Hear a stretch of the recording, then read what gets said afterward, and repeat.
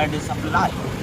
तो major supply अगर दूर दूर से लेकर ब्रॉडर स्पेक्ट्रम देखें तो major supply of the duodenum is by superior and inferior pancreaticoduodenal arteries.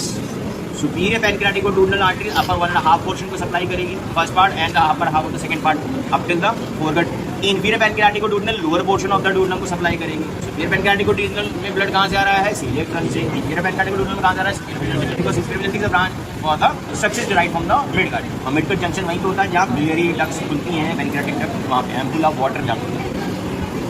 तो that was about the blood supply. लेकिन इसके अलावा there are other accessories arteries also, जैसे कि फर्स्ट पार्ट के बारे में मैंने बताया था। फर्स्ट पार्ट के ऊपर एक आर्टरी चल रही थी, सुप्राडूडेनल आर्टरी ऑफ विल्की, साथ साथ राइट गैस्ट्रिक आर्टरी उसके ऊपर चलेगी, वो भी ब्रांचेस दे देगी। कुछ ब्रांचेस राइट गैस्ट्रोएपिक्लोइक आर्टरी भी दे देगी। गैस्ट्रोडूडेनल आर्टरी जो फर्स्ट पार्ट के पीछे से जा रही है वो भी दे देगी। ये एडजॉइनिंग आर्टरी जब भी कोई विसरा से टच करके जाती है तो थोड़ी बहुत माइन्यूट ब्रांचेस ब्लड सप्लाई दे देती है।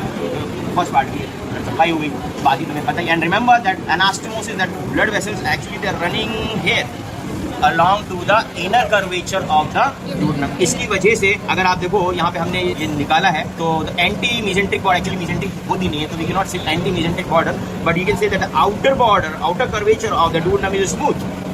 ठीक, यहाँ पे स्मूथ है, बट इनर कर्वेचर आगे ना आफ्टर डिसेक्शन देख लो काफी रफ सा आ रहा है, इसको फील भी करोगे। और अगर बहुत ध्यान से देखोगे तो इसमें बहुत सारी माइन्यूट वेसल्स भी कट रही है ना, because those blood vessels they running along the inner curvature of the duodenum, और वहीं से वो अपनी ब्रांचेस देती है। एंड ब्रांचेस का पैटर्न वही होगा,